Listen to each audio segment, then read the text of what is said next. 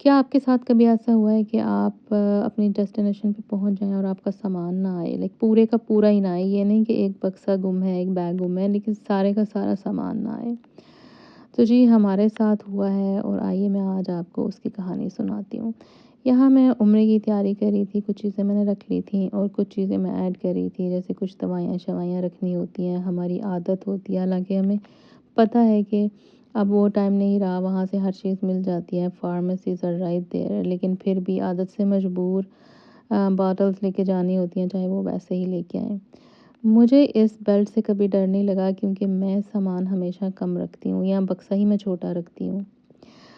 تو ہمارا جو چیک ان ہو گیا تھا، اس سے پہلے ایک چھوٹا سا اسکیئر یہ بھی ہوا تھا کہ پورے امریکہ میں سنو اسٹارم ہوا تھا۔ تو یہ تھا کہ فلائٹس بہت کینسل ہو جائیں گی، اور مجھے تھا کہ میری فلائٹ کینسل نہ ہو جائے، جس لحاظ سے وہ بتا رہے تھے۔ لیکن اللہ کا شکر ہے کہ وہ کچھ ایسے تھا کہ 2 دن بعد میری فلائٹ تھی، جس دن سنو اسٹارم ہوا تھا۔ تو جے ایف کے سے تھی، تو بہت بڑا ایئرپورٹ ہے، تو وہ مجھے لگتا ہے کہ کچھ ہینڈل کر لیتے ہیں جلدی سے چیزیں، تو 2 دن کے بعد کم ہی فلائٹیں کینسل ہوتی ہیں، unless like it's that bad. So it was bad but not as bad کہ میری فلائٹ کینسل ہوتی۔ تو جہاز میں بیٹھنے کے بعد جب شیشے کے باہر آپ دیکھ لیتے ہیں، تو اس کے بعد آپ کو کھانے کا انتظار ہوتا ہے، جو کہ مجھے بھی تھا۔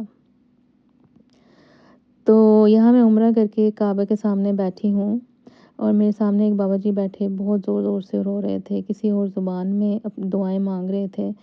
تو میں نے سوچا کہ اللہ تعالیٰ کتنے رحیم کریم ہے کہ ہم لوگ اتنی ڈفرینٹ زبانیں بولتے ہیں، جو کہ اللہ تعالیٰ کی ہی بنائی ہوئی زبانیں ہیں، تو لیکن اللہ تعالیٰ ساری زبانیں سمجھتے ہیں، اور اگر ہم زبان سے نہیں بھی بولیں تو پھر بھی سمجھتے ہیں۔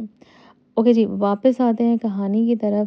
کہانی یہ ہوئی کہ میرا سامان جب میں جدہ پہنچی تو آیا ہی نہیں جدہ، کیونکہ میں نے اس دفعہ ٹرکش ایئر لائن لی تھی، اور وہ استنبول رکی، اور پھر وہاں سے اس نے آنا تھا جدہ۔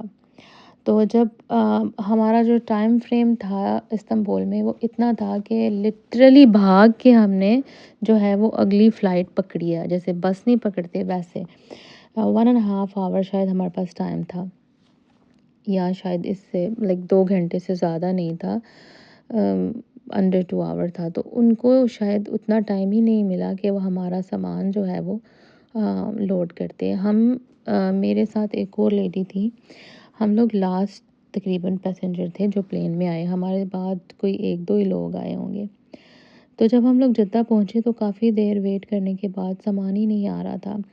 تو وہ جو خاتون تھیں وہ بھی پہلی دفعہ آئی تھیں، تو وہ کہہ رہی تھی کہ سامان کہاں ہے، لیکن میں اوکے تھی، مجھے لگا کہ ایسے کبھی ہوا ہی نہیں ہے زندگی میں کہ سامان آئے ہی نہ، وہ بھی سارے کا سارا، لیکن نہیں آیا کافی دیر تک۔ تو پھر ہم لوگ ٹرکش ایئر لائن کے کاؤنٹر پہ گئے، تو انہوں نے کہا کہ آپ اپنا جو اسٹیکر جو لگاتے ہیں پاسپورٹ کے اوپر یا بورڈنگ پاس کے اوپر، تو وہ دکھائیں۔ وہ انہوں نے جب اسکین کیا تو پتہ چلا کہ سامان تو سارا استنبول میں پڑا ہے، اور ہم یہاں آ گئے ہیں۔ تو ایک لمحے کے لیے ہم دونوں جو ہیں وہ ایک دوسرے کو دیکھ رہی کہ یہ ہوا کیا ہے۔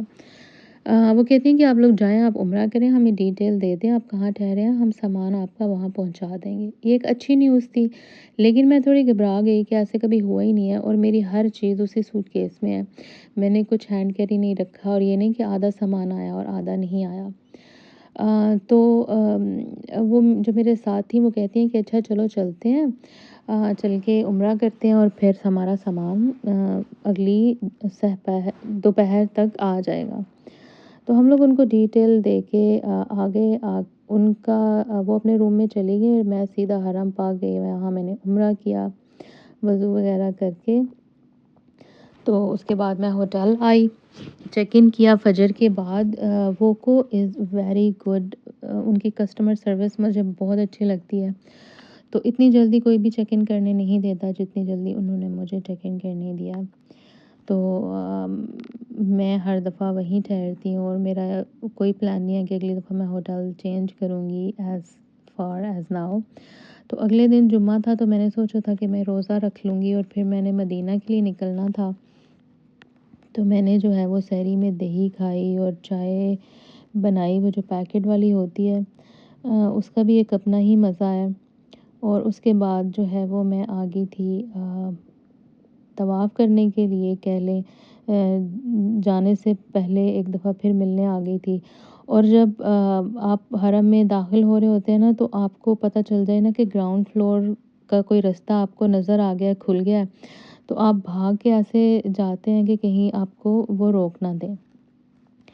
تو یہ تھی میری کہانی میرے سوٹ کیس گم ہو کے ملنے کی۔ گم نہیں ہوا تھا، ڈیلے ہوا تھا، شکر ہے اللہ کا مل گیا، اور پھر 2 دن مکہ میں رہنے کے بعد اب میں مدینہ جا رہی ہوں ٹرین کے ساتھ، جو ہائی اسپیڈ ٹرین ہے، 2.5 آور اس پہ لگتے ہیں، اور میرا روزہ تھا اس دن، اور میں بہت ایکسائٹڈ تھی ٹرین کے لیے، لیکن طبیعت میری تھوڑی سی ناساز ہو گئی تھی شاید تھکاوٹ کی وجہ سے، تو میں بس آدھی سوئی آدھی جاگی رہی ہوں۔